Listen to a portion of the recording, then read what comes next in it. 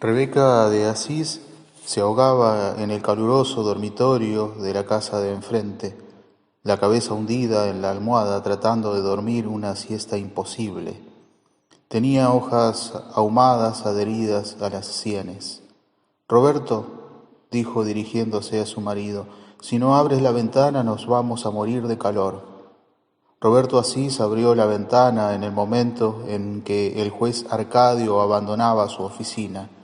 Trata de dormir, suplicó a la exuberante mujer que yacía con los brazos abiertos bajo el dosel de punto rosado, enteramente desnuda dentro de una ligera camisa de nylon. Te prometo que no vuelvo a acordarme de nada. Ella lanzó un suspiro. Roberto Asís, que pasaba la noche dando vueltas en el dormitorio, encendiendo un cigarrillo con la colilla del otro sin poder dormir, había estado a punto de sorprender aquella madrugada al autor de los pasquines. Había oído frente a su casa el crujido del papel y el roce repetido de las manos tratando de alisarlo en la pared. Pero comprendió demasiado tarde y el pasquín había sido puesto. Cuando abrió la ventana, la plaza estaba desierta. Desde ese momento hasta las 2 de la tarde, cuando prometió a su mujer que no volvería a acordarse del pasquín, ella había agotado todas las formas de la persuasión para tratar de apaciguarlo. Por último propuso una fórmula desesperada.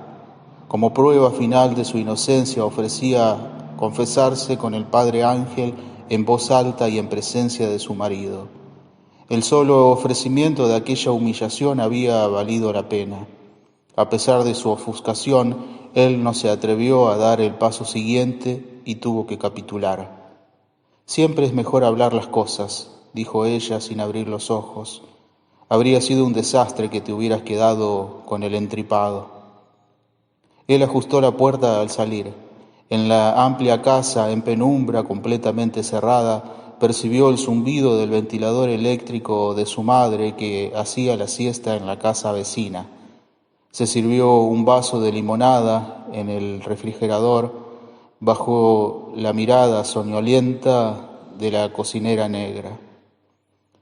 Desde su fresco ámbito personal, la mujer le preguntó si quería almorzar. Él destapó la olla. Una tortuga entera flotaba patas arriba en el agua hirviendo. Por primera vez no se estremeció con la idea de que el animal había sido echado vivo en la olla y de que su corazón seguiría latiendo cuando lo llevaran descuartizado a la mesa. No tengo hambre, dijo tapando la olla, y agregó desde la puerta. La señora tampoco va a almorzar. Ha pasado todo el día con dolor de cabeza. Las dos casas estaban comunicadas por un corredor de baldosas verdes, desde donde podía verse el gallinero de alambre en el fondo del patio común. En la parte del corredor correspondiente a la casa de la madre había varias jaulas de pájaros colgadas en el alar y muchas macetas con flores de colores intensos. Desde la silla de extensión donde acababa de hacer la siesta, su hija de 7 años lo recibió con un saludo quejumbroso. Tenía aún la trama del lienzo impresa en la mejilla. Van a ser las 3, señaló él en voz muy baja, y añadió melancólicamente, procura darte cuenta de las cosas. Soñé con un gato de vidrio, dijo la niña. Él no pudo reprimir el ligero estremecimiento. ¿Cómo era?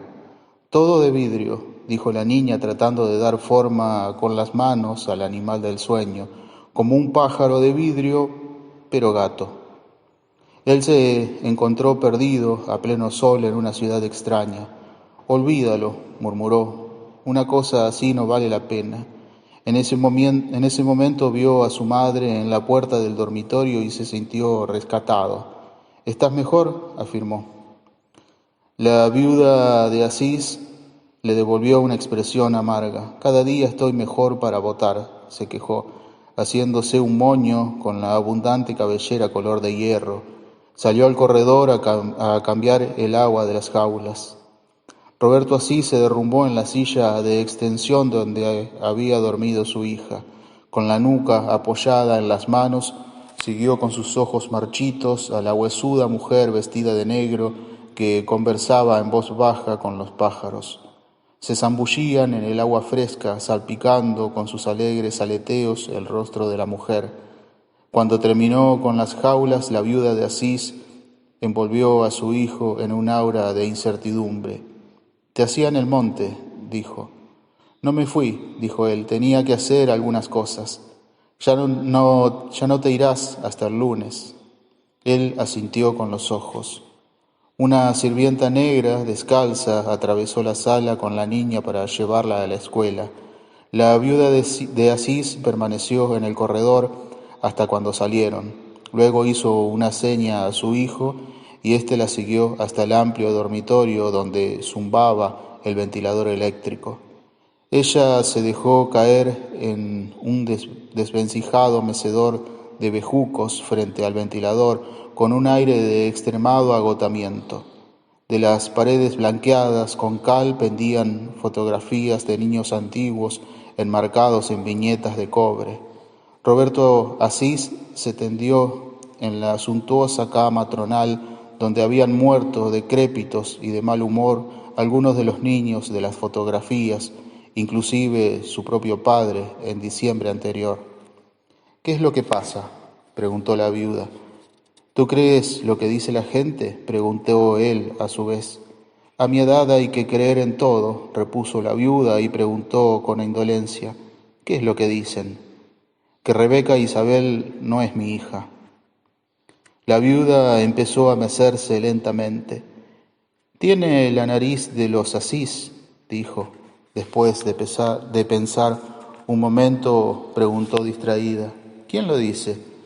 Roberto Asís se mordisqueó las uñas.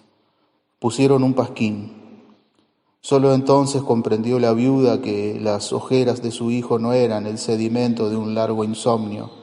«Los pasquines no son la gente», sentenció, «pero solo dicen lo que ya anda diciendo la gente», dijo Roberto Asís, «aunque uno no lo sepa».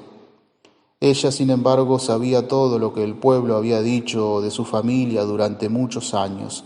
En una casa como la suya, llena de sirvientas, ahijadas y protegidas de todas las edades, es imposible encerrarse en el dormitorio sin que hasta allí lo persiguieran los rumores de la calle.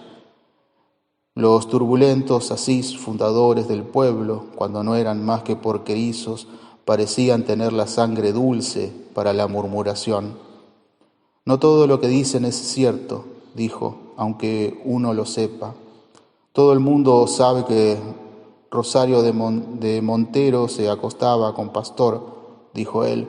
«Su última canción era para ella». «Todo el mundo lo decía, pero nadie lo supo a ciencia cierta», repuso la viuda. «En cambio, ahora se sabe que la canción era para Margot Ramírez. Se iban a casar y solo ellos y la madre de Pastor lo sabían. Más le hubiera valido no defender tan celosamente el único secreto que ha podido guardarse en este pueblo». Roberto Asís miró a su madre con una vivacidad dramática. «Hubo un momento esta mañana en que creía que me iba a morir», dijo. La viuda no pareció conmovida. «Los Asís son celosos», dijo. «Esa ha sido la mayor desgracia de esta casa». Permanecieron largo rato en silencio. Eran casi las 4 y había empezado a bajar el calor cuando Roberto Asís apagó el ventilador eléctrico. La casa entera despertaba, llena de voces de mujer y flautas de pájaros. «Alcánzame el frasquito que está en la mesa de noche», dijo la viuda. Tomó 2 pastillas grises y redondas como 2 perlas artificiales y devolvió el frasco a su hijo diciendo: «Tómate 2, te ayudarán a dormir». Él las tomó con el agua que su madre había dejado en el vaso y recostó la cabeza en la almohada. La viuda suspiró. Hizo un silencio pensativo. Luego, haciendo como siempre una generalización de todo el pueblo cuando pensaba en la media docena de familias que constituían su clase, dijo: «Lo malo de este pueblo es que las mujeres tienen que quedarse solas en la casa mientras los hombres andan por el monte». Roberto Asís empezaba a dormirse. La viuda observó el mentón sin afeitar, la larga nariz de cartílagos angulosos y pensó en su esposo muerto. También Adalberto Asís había conocido la desesperación. Era un gigante montaraz que se puso un cuello de celuloide durante 15 minutos en toda su vida para hacerse el daguerrotipo que le sobrevivía en la mesita de noche. Se decía de él que había asesinado en ese mismo dormitorio a un hombre que encontró acostado con su esposa y que lo había enterrado clandestinamente en el patio.